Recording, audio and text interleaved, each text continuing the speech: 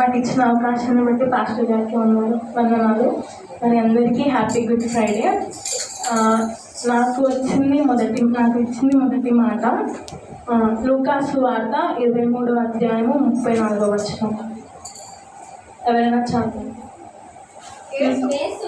తండ్రి, మీరేమి చేయించున్నారో మీరు ఎరుగరు కనుక మీరు క్షమించమని చెప్పారు. వారు ఆయన వస్త్రములను పంచుకొనుటకై చీట్లు వేసి. మరి దేవుడు శిల్వ పైన 7 మాటలు పలికి ఉన్నాడు. మరి ఆ 7 మాటలు చాలా ప్రాముఖ్యమైనవి. భూమి మీద ఆయన మాటలు అద్భుతాలని చెప్పవచ్చు.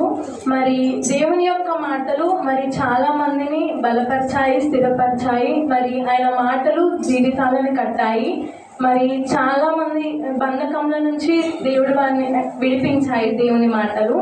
మరి దీని ద్వారా మనం ఏం చెప్పచ్చు అంటే ఆయన మాటలు జీవపు ఊటలు అని మనము చెప్పవచ్చు. సో సపోజ్ ఇప్పుడు ఒక మనిషి చనిపోతున్నారు, లాస్ట్ స్టేజ్లో ఉన్నప్పుడు మరి వాళ్ళు ఏవైతే మాటలు చెప్తారో మరి అవి మనం ఎప్పటికీ మర్చిపోమన్నమాట.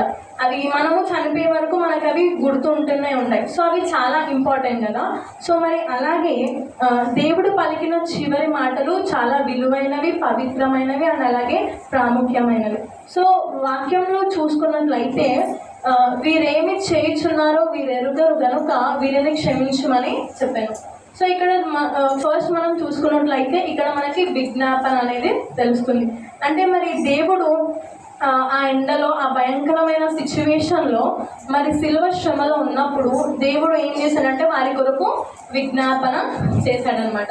సో మరి ఆ సిలువలో ఆయనకి ముళ్ళ కిరీటం పెట్టి ఆయనకి ఇట్లా బ్లడ్ ఇట్లా ఫ్లోట్ అవుతుంది. ఆ బ్లడ్ ఇంకా ఎండలో దాహం వేస్తుంటుంది. కానీ మరి దేవుడు ఆ సిచ్యువేషన్లో ఏమని అంటాడంటే వాళ్ళ గురించి విజ్ఞాపన అనేది చేస్తారు. సో వీరేమి చేయించున్నారో వీరు ఎరుగరని దేవుడు అంటారు. వీరు అని ఎవరిని అన్నారంటే మరి అక్కడ దేవుని హింసించిన వారిని, మరి ఆయనను గాయపరుస్తున్న వారి గురించి, ఆయన మీద ఉమ్మి వేసిన వారి గురించి, ఆయనను కొట్టిన వారి గురించి, మరి అలాగే ఆయనను సిలువ వేయమని కేకలు వేసిన వారి గురించి మరి దేవుడు ఇక్కడ విజ్ఞాపన చేస్తున్నాడు అనమాట. సో మరి ఆయనను మరి దేవుడిని అంత శ్రమ పెడుతున్నప్పుడు కూడా దేవుడు మరి వారిని తిరిగి ఒక మాట కూడా అనలేదు, వారిని తిరిగి దూషించలేదు, విమర్శించలేదు, తిట్టలేదు, కానీ ఏం చేయలేదు. కానీ దేవుడు ఏం చేశాడు, అక్కడ విజ్ఞాపన అనేది చేశాడనమాట.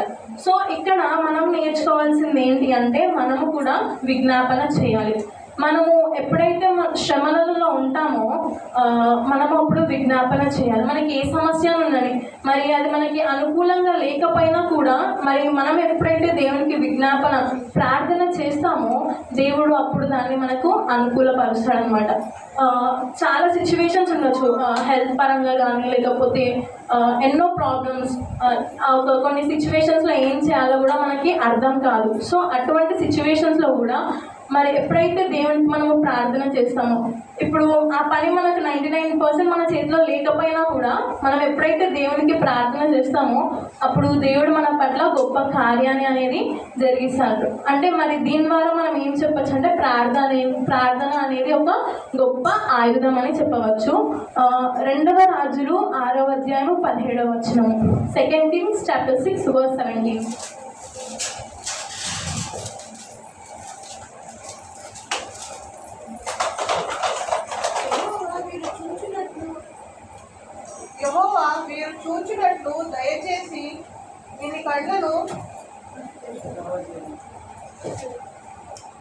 యెహోవా మీరు చూచినట్లు దయచేసి వీని కళ్ళను తెరవమని ఎలీషా ప్రార్థన చేయగా యెహోవా ఆ పనివాని కళ్ళు తెరవచేసిన గనుక వాడు ఎలీషా చుట్టూను పర్వతమును అగ్ని గుర్రముల చేత రథముల చేతను నిండి ఉండుట చూచెను. ఇక్కడ చూసినట్టయితే మరి ఎలీషా వీడు చూచినట్లు దయచేసి వీని కళ్ళను తెరవమని ప్రార్థన చేశాడు అనమాట. అది చెప్పగానే ఏమైంది, ఆ గుడ్డివాడి కళ్ళు అనేది తెరవబడ్డాయి. సో ప్రార్థన ఎంత గొప్పదో మనం ఇక్కడ చూడవచ్చు. ఆయన ప్రార్థన చేయగానే మరి ఆయన కళ్ళు తెరవబడ్డాయి అనమాట. అంటే దేవుడు మనం ఎప్పుడైతే ప్రార్థన చేస్తామో మరి ప్రతి ఒక్కటి దేవుడు మనకు తీరుస్తాడు. యాకోబు 5వ అధ్యాయము 17వ వచనం. James chapter 5 verse 15.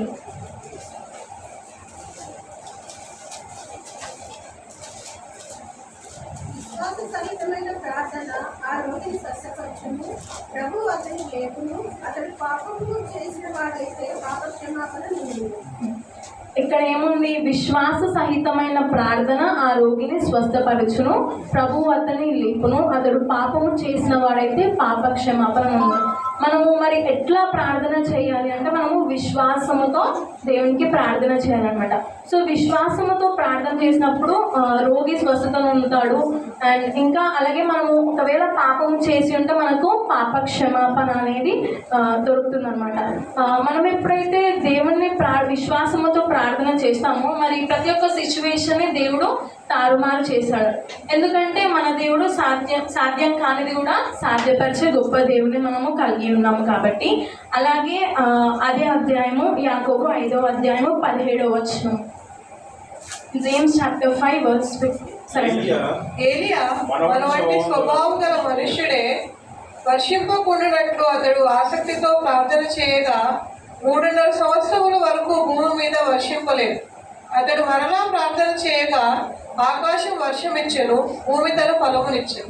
ఇక్కడ చూసినట్లయితే మరి ఏలియా మన వంటి స్వభావం గల మనుషుడు, అంటే జస్ట్ నార్మల్ పర్సన్, మనలాంటి పర్సనే. సో కానీ ఏలియా ఎప్పుడైతే మరి ఆసక్తితో వర్షం పడొద్దు, వర్షింపొద్దు అని దేవునికి ప్రార్థన చేశాడో మరి అక్కడ వర్షం పడలేదన్నమాట.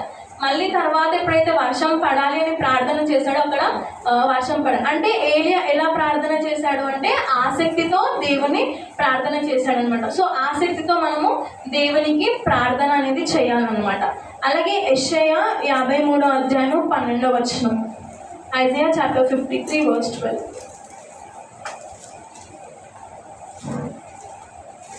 కాకుండా గొప్ప వైపు నేను అతనికి పాలు పంచి పెట్టగలను, గనులతో కలిసి అతని పొల సొమ్ము విభాగించుకొను. ఏలియనగా మరణము నందునట్లు అతడు తన ప్రాణమును దారపోసెను. అతిక్రమములు చేయు వారు ఎంచబడిన వాడాయను. అనేకులు పాపము భరించుచు తిరుగుబాటు చేసిన వారిని గురించి విజ్ఞాపనము చేసెను. ఇక్కడ మనం 2వ భాగంలో చూసుకున్నట్లయితే ఏలియనగా మరణము నొందునట్లు అతడు తన ప్రాణమును దారపోసెను. అతిక్రమము చేయవారితో ఎంచబడిన వాడు ఆయను. అనేకుల పాపమును భరించుచు తిరుగుబాటు చేసిన వారిని గూర్చి విజ్ఞాపనం చేశాను.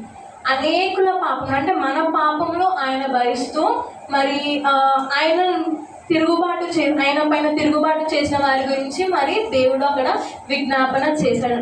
సో మరి అలాగే మనం కూడా ఇతరుల గురించి, మన శత్రువుల గురించి, మనపై తిరుగుబాటు చేసిన వారి గురించి మనము విజ్ఞాపనము చేయాలి. అంటే ప్రార్థన ద్వారా మనము దేవునితో సంబంధం కలిగి ఉండాలన్నమాట. సో ఇక్కడ మనము ఏం నేర్చుకోవాలంటే ఫస్ట్ థింగ్ ఏంటి అంటే మనము శ్రమలో ప్రార్థన చేయాలి అన్నమాట. ఎట్లా చేయాలి? విశ్వాసముతో మరి ఆసక్తితో మనం ప్రార్థన చేయాలి.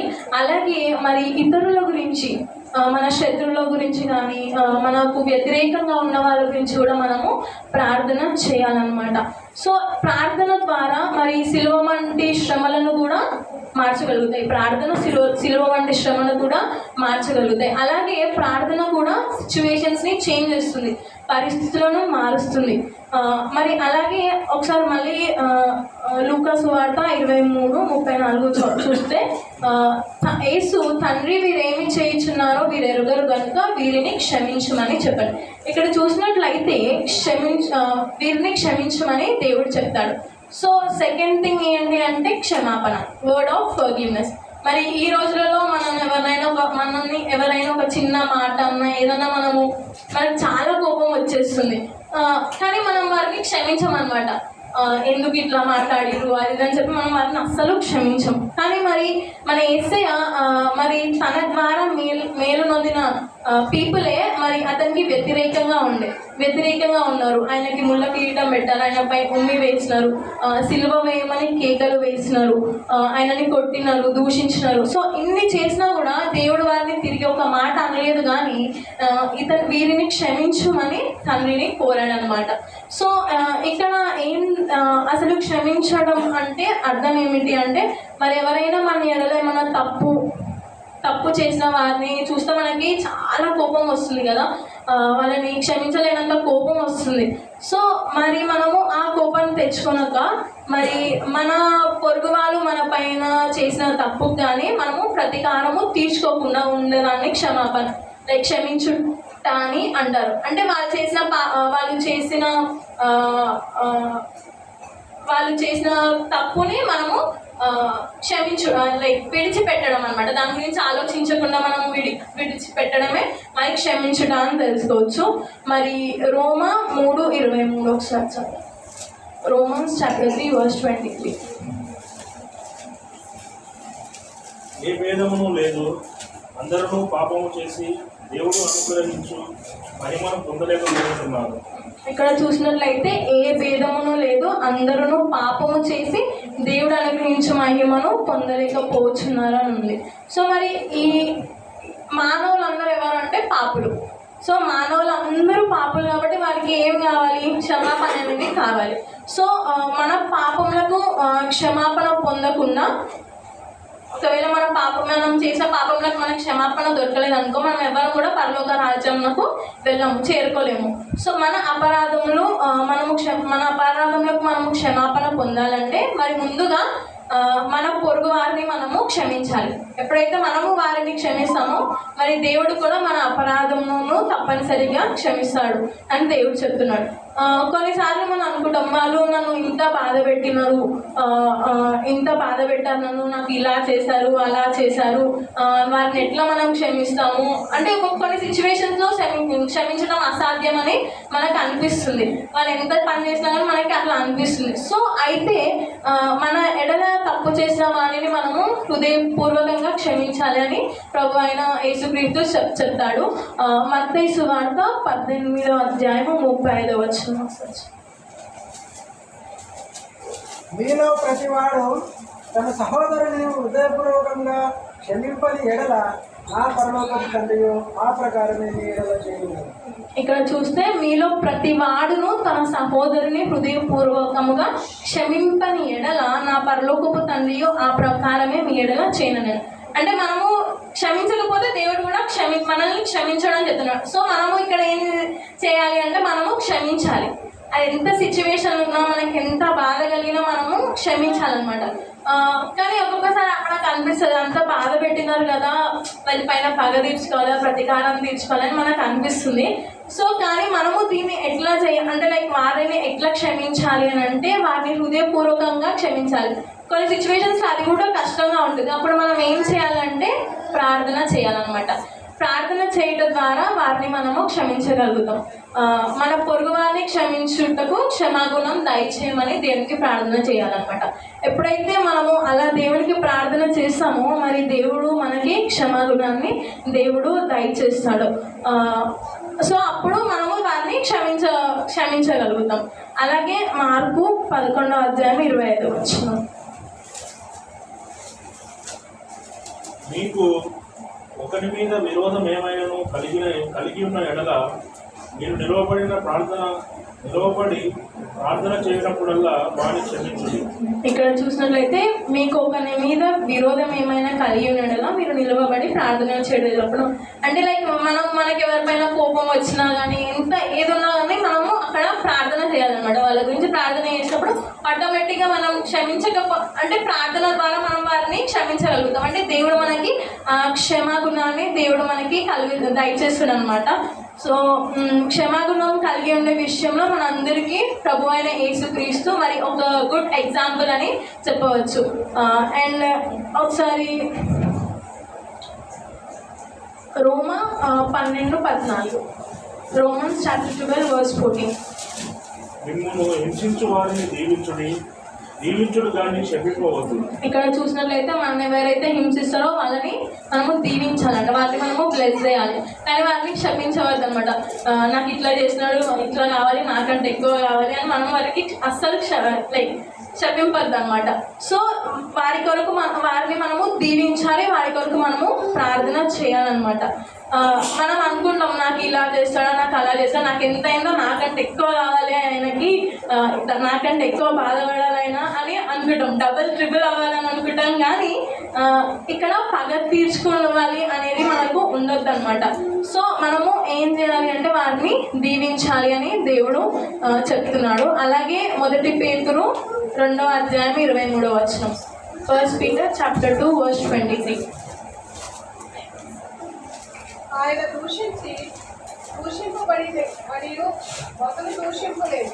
ఆయన శ్రమ పెట్టబడి బెదిరింపక న్యాయముగా తీర్పు తీర్చు దేవునికి తనను తాను అప్పగించుకోలేదు. ఇక్కడ చూసినట్లయితే ఆయన దూషింపబడి బదులు దూషింపలేదు. దేవుడు అక్కడ మరి ఏ తప్పు చేయలేదు, కానీ వాళ్ళందరూ దేవుని దూషిస్తున్నారు. మరి వాళ్ళందరూ దూషించినప్పటికీ కూడా మరి దేవుడు మరి తిరిగి వారిని దూషింపలేదు. మరి శ్రమ పెట్టినప్పుడు కూడా దేవుడు వారి పైన కోపం అనేది అట్లాంటిది ఏమీ పెంచుకోలేదు అనమాట. కానీ ఆ సిలువలో దేవుడు తండ్రిని ఏమన్నాడంటే వీరిని క్షమించని ప్రార్థన చేశాడు. సో మనకి ఇక్కడ ఒక డౌట్ రావచ్చు, దేవుడు ప్రార్థన చేయడం ఏంటి అంటే లైక్ దేవుడే అన్ని మెరాకిల్స్ చేస్తాడు కదా. సో మరి దేవుడు తండ్రికి ప్రార్థన ఎందుకు చేస్తున్నాడు అని మనకి రావచ్చు. సో మరి దేవుడు చాలా అద్భుతాలు చేశాడు. సో మత్తయి సువార్త 9వ అధ్యాయం 25వ వచనంలో చూసుకున్నట్లయితే, జన సమూహమును పంపివేసి ఆయన లోపలికి వెళ్ళి ఆమె చేయి పట్టుకొనగానే ఆ చిన్నది లేచెను అని ఉంటుంది. సో ఇక్కడ చూసినట్లయితే మరి చనిపోయిన ఒక అధికారి యొక్క కుమార్తెను దేవుడు ఇక్కడ లేపాడనమాట. సో ఒక గొప్ప కార్యము దేవుడు అక్కడ జరిగించాడు. సో ఇలా దేవుడు మరి ఎన్నో అద్భుత కార్యాలను జరిగించాడు. కానీ దేవుడు ప్రార్థన చేయడం ఏంటి అని మనకి డౌట్ వస్తుంది. సో దేవుడు అట్లా ఎందుకు ప్రార్థన చేశాడు అని అంటే క్షమించటం అనేది దైవిక అధికారంతో కూడినది అన్నమాట. మరి దేవుడు ఆ సిలువలో దేవుడిగా మరణించలేదు, ఆయన సిలువలో దేవునిగా మరణించలేదు. ఎందుకంటే మనుషులందరి పాపములు ఆయన మీద వేయబడ్డాయి కాబట్టి దైవత్వంతో కాకుండా మనిషిగా మన పాపాలను భరిస్తున్నాడు. సో అందుకే దేవుడు అక్కడ దేవుడు అంటే లైక్ ఆ సిచ్యువేషన్లో అందరి పాపాలు ఆయన పైన మోయబడ్డాయి కాబట్టి సో ఆయన దేవుడి తండ్రికి విజ్ఞాపన చేశాడనమాట. మరి మనుషులను పాపం నుండి విడిపించడానికి క్షమించడానికి మరి దేవుడు ఈ లోకానికి వచ్చి మరి సిలువలో రక్తం కార్చాడు. ఇక్కడ చూస్తే మరి ఆయన పాపం లేనివాడు, ఎటువంటి పాపం అయినా చేయలేదు. ఆయన మరి పరిశుద్ధుడై ఉన్నాడు. అలాగే ఆయనపై తప్పుడు నింద చేయబడేను. ఆయన భయంకరంగా హింసించబడి చాలా భయంకరంగా హింసించబడ్డాడు, అవమానించబడ్డాడు. మరి ఉమ్మి వేశారు, చాలా మంది సిలువపై వేలాడదీశారు, మేకులు కొట్టారు, ముళ్ళ కిరీటం పెట్టారు. సో మరి ఇంత భయంకరమైన సిచ్యువేషన్లో మరి యేసుక్రీస్తు సిలువపై భయంకరమైన వేదనలో మరి ఆయన ఉన్నాడు. మరణ వేదనలో ఆయన ఉన్నప్పుడు మరి దేవుడు ఏం చెప్పాడు అక్కడ, వీరిని క్షమించమని అన్నాడు.